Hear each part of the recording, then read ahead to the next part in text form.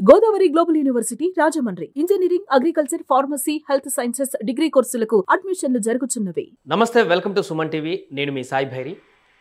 సినీ కార్మికుల ఆందోళన గత కొద్ది రోజుల నుంచి కొనసాగుతున్న సందర్భాన్ని మనం చూస్తున్నాం. అటు నిర్మాతల మండలి కూడా వాళ్ళు వరుస భేటీలు చేస్తూ దీనికి సంబంధించిన ఒక కంక్లూజన్ చేయడానికి ప్రయత్నాలు చేస్తున్నారు. బట్ ఇది ఇంకా కంక్లూజన్కి అయితే రాలేదు. ఈ నేపథ్యంలో అటు ప్రభుత్వానికి కూడా ఈ ఇష్యూ చేరింది, ఆంధ్రప్రదేశ్ ప్రభుత్వానికి, అదేవిధంగా తెలంగాణ ప్రభుత్వానికి. అసలు ఏం జరిగింది, సినీ కార్మికులకు ఉన్నటువంటి ఇబ్బంది ఏంటి, దీంట్లో నిర్మాతల వర్షన్ ఏంటి, సినీ కార్మికుల వర్షన్ ఏంటి, ఇద్దరిట్లో ఎవరు కరెక్టో పూర్తిగా మాట్లాడేటువంటి ప్రయత్నం చేద్దాం. మనతో పాటు జూమ్లో జాయిన్ అవుతున్నారు ప్రముఖ నిర్మాత కేతిరెడ్డి జగదీష్ రెడ్డి గారు. సార్ నమస్తే.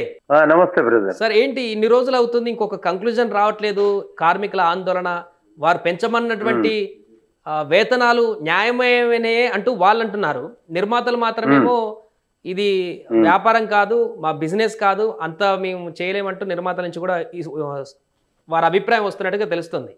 అసలు ఏం జరుగుతుంది, దీంట్లో ఏది కరెక్ట్, వాస్తవంగా చెప్పాలంటే ఎప్పుడు ఏమవుతుందంటే, ఒక ఉదాహరణకు ఒక 100 సినిమాలు తీసుకుంటే వాటిలో 10 సినిమాలే ఆడుతున్నాయి.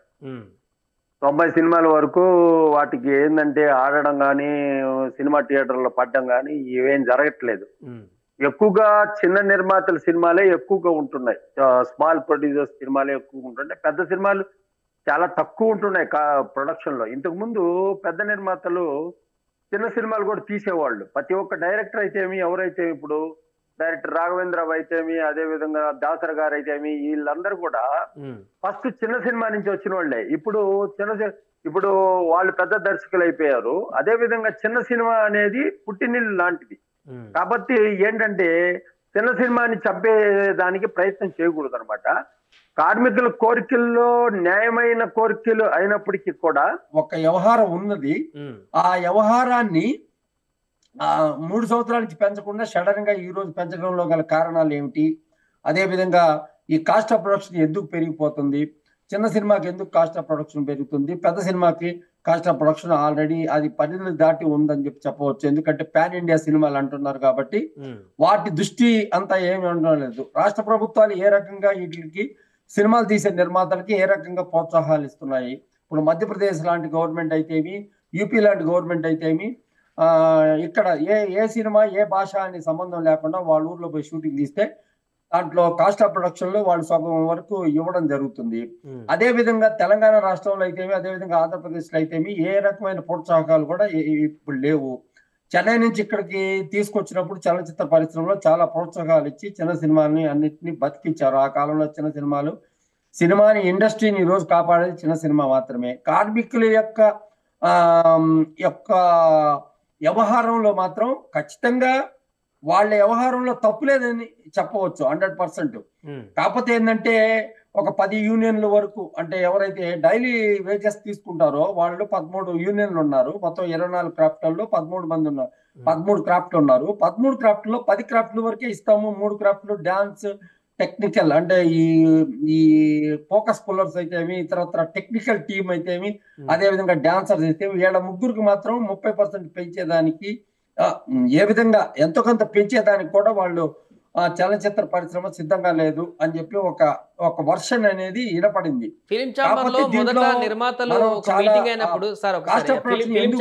పెరుగుతుంది అనేది కూడా మనం ఆలోచించాల్సినంత అవసరం ఉంది. ఒకే హీరో యాక్ట్ చేస్తున్నప్పుడు కూడా షూటింగ్ స్పాట్ లోకి పోతే 150 మంది 200 మంది ఉంటారు. మేము సినిమాలు తీసాం, మేము తీసి ఈ రోజు ఆ అనుసంధానంలో లేదు కాబట్టి ఇష్టం వచ్చినట్టు యూనియన్ల పేర్లతో జనాలను తీసుకొచ్చి ఇంతమంది పనిచేయాలా, అంతమంది పనిచేయాలా అని చెప్తూ ఒక్క హీరోతో సినిమా తీసి 4 షాట్లు తీసేదానికి కూడా 150 మంది క్రూ అవసరమా అనే దాని మీద కూడా చర్చ జరగాల్సినంత అవసరం ఉంది. అదే విధంగా క్రూ అయితేమి, ఇతరత్ర ఎవరైతేమి, లైట్ మ్యాన్లు అయితేమి, ఎవరైతే చిన్న కార్మికులు అని చెప్తున్నారు కదా, పనికి ఒక పని ఒక్కరు చేసే పని 10 మందికి పంచడం అనేది కరెక్ట్ కాదు కదా. వీటన్నిటి మీద కూడా డిస్కషన్ చేయాల్సినంత అవసరం అయితే తప్పకుండా ఉంటది. మనకి పని ఎంతమంది అవసరమో, ఈ రోజు కాస్ట్ ఆఫ్ ప్రొడక్షన్ పెరిగిపోతుంది, చిన్న సినిమాకి 5 కోట్లు అయిపోతుంది అని చెప్తున్నారు చిన్న నిర్మాతలు అందరూ కూడా. చెప్తున్నప్పటికి కూడా చిన్న నిర్మాతలు కూడా కొత్త వాళ్ళు వచ్చిన వాళ్ళు, ఇప్పుడు మేము తీసే రోజుల్లో మేము తీసాం, చిన్న సినిమా తీసాం, పెద్ద సినిమా తీసాం, అన్ని తీసాం. మేము తీసే రోజుల్లో మాకు ఎంతవరకు అవసరమో అంతవరకే మాకు అంత తెలుసు కాబట్టి 45 సంవత్సరాలు 40-50 సంవత్సరాల నుంచి సినిమాల్లో ఉన్నాం కాబట్టి మాకు ఏంటి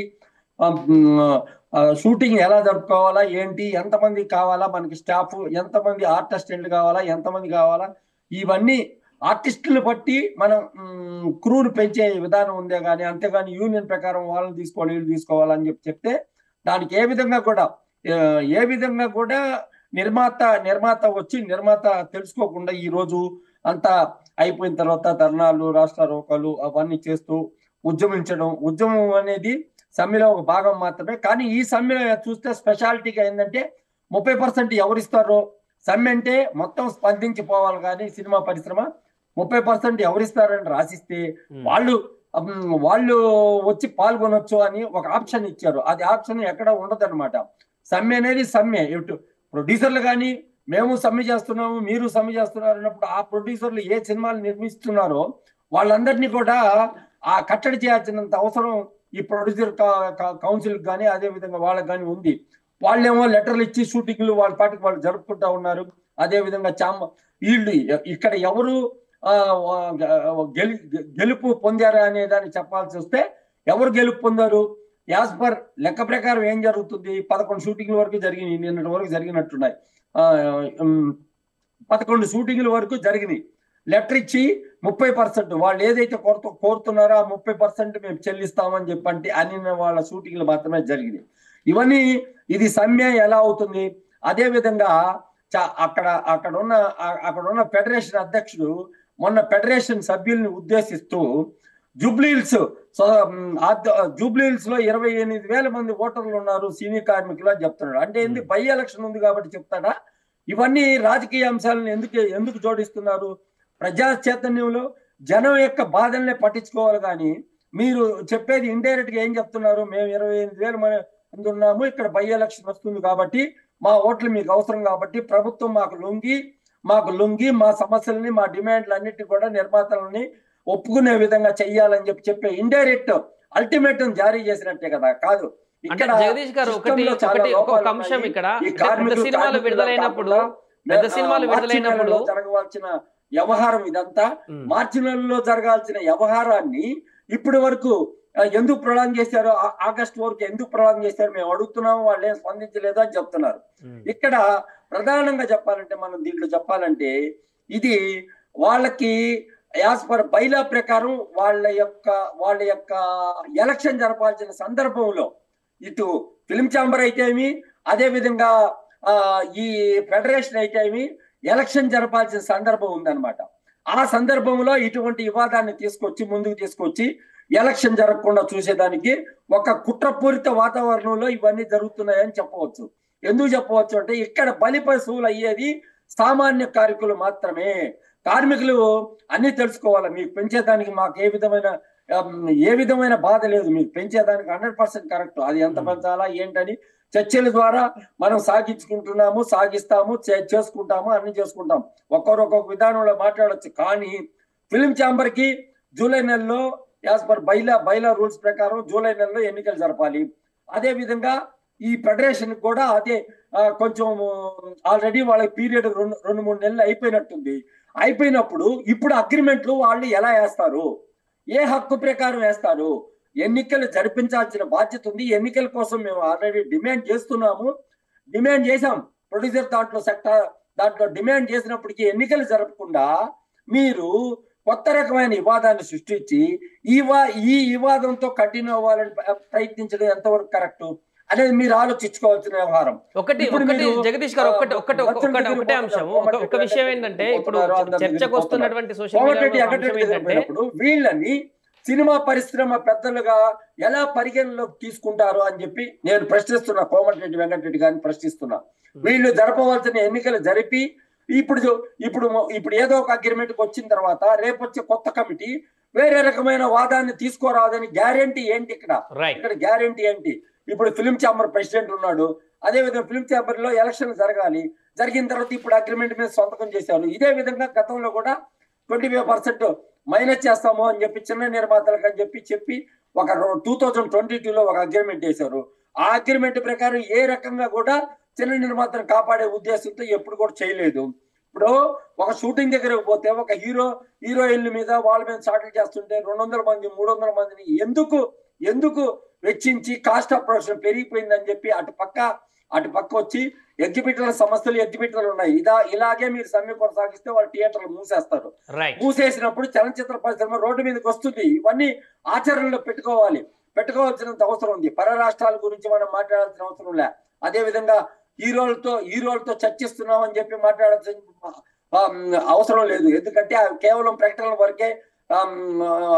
వరకే ఉంటాయి. ఎందుకుంటాయి అంటే చిరంజీవి గారు చెప్పారు కదా ఆల్రెడీ, నేను ఏమి ఇన్వాల్వ్ కాని వీటిల్లో మీరు ఫిల్మ్ ఛాంబర్ తో మాట్లాడుకోండి అని చెప్పారు కదా. అయినప్పటికీ కూడా వివిధ వర్గాలుగా చీలిపోయి కులపరంగా చీలిపోయి ఈ రకమైన వాదాలను తీసుకొస్తూ కొంతమంది హీరోల దగ్గర పోతే కొంతమంది హీరోల దగ్గర పోవడము. అదే విధంగా ఈ గుడుగుటాని అన్నిట్లో చిత్రపురి కాలనీ వివాదం కూడా దీంట్లో మిక్స్ అయి ఉంది. కాబట్టి ఇప్పుడున్న కమిటీ అంతా కూడా చిత్రపురి కాలనీలో ఇప్పుడు ఈ అనిల్ అనే వ్యక్తి చిత్రపురి కాలనీలో ఒక 20 సార్లు వరకు 20 కేసుల వరకు అతని మీద ఉన్నాయి, జైలుకు పోయి వచ్చాడు, ఇలాంటివన్నీ ఉన్నాయి. కాబట్టి ఇప్పుడు వచ్చి న్యాయబద్ధమైన కోరికలు తీర్చేదానికి ఏ నిర్మాత అయినా ముందున్నాడు. కాబట్టి వారి కోరికలు నెరవేర్చుకునేదానికి ఇప్పుడు 8,000 మంది ఉన్నారని చెప్తున్నారు. ఫెడరేషన్ ముందు మొన్న సండే జరిగిన మీటింగ్ లో దాదాపు 1000 మంది మాత్రమే ఉన్నారు. 28,000 మంది ఉన్నప్పుడు, ఒక చైతన్యం ఉన్నప్పుడు, నిజంగా వర్కర్లు సఫర్ అవుతున్నప్పుడు వాళ్ళందరూ కూడా రావాల్సిన బాధ్యత ధర్మం ఉంది కదా. తప్పకుండా చెప్తున్నాం. మేమేదో ఉధృతం చేస్తాము, ధర్నాలు చేస్తాము, రాస్తారోపణలు చేస్తాము, ఇది ప్రజాస్వామ్యయుతం కాదు. మంత్రి గారిని నేను అడిగేది ఏంటంటే, వీళ్ళు ఎట్టి పరిస్థితుల్లో ఏ మంత్రులైనా ఇప్పుడు ఆంధ్రప్రదేశ్ దుర్గేష్ గారి దగ్గరికి వెళ్ళారు కొంతమంది నిర్మాతలు, వెళ్ళి అక్కడ చలనచిత్ర పరిశ్రమ అభివృద్ధి చెందే దానికోసం మా వంతు కృషిగా మేము మీకు సహాయ సహకారాలు అందిస్తాము, అన్ని రకాలుగా మాకు ఇన్ఫ్రాస్ట్రక్చర్ అవన్నీ డెవలప్ చేయండి అనేది వీళ్ళు కోరడం జరిగింది. ఇటువంటి సందర్భంలో ఇక్కడ సమ్మె నేపథ్యం జరిగే సందర్భంలో పోయి ఆంధ్రప్రదేశ్ లో కోరడం ఎంతవరకు కరెక్ట్ అనేది కూడా మనం చర్చించదగ్గ విషయంగా చెప్పవచ్చు. రైట్ జగదీష్ గారు, సో అది మొత్తానికి సినీ కార్మికులకు అదేవిధంగా నిర్మాతలకు మధ్య గత కొద్ది రోజుల నుంచి జరుగుతున్నటువంటి చర్చలు ఒక కొలిక్కి రానటువంటి సందర్భం అయితే ఉంది. అటు సినీ కార్మికులు చేస్తున్నటువంటి డిమాండ్లు కొంతవరకు న్యాయపరమైనప్పటికీ కూడా నిర్మాతలకు సంబంధించినటువంటి అంశం వారు పడుతున్నటువంటి బర్డెన్ అనేటువంటి విషయాన్ని కూడా అర్థం చేసుకోవాల్సిన అవసరం ఉందంటూ కూడా చెప్తున్నారు. మరి రెండు ప్రభుత్వాలు కూడా కొంతమేరకు ఇన్వాల్వ్ అవుతున్నాయి కాబట్టి దీనికి సంబంధించిన కంక్లూజన్ ఏ రకంగా ఉంటుందనేది చూడాలి. సుమన్ టీవీలో మీ పర్సనల్ అండ్ బిజినెస్ ప్రమోషన్స్ కోసం కింది నెంబర్కి కాంటాక్ట్ చేయండి.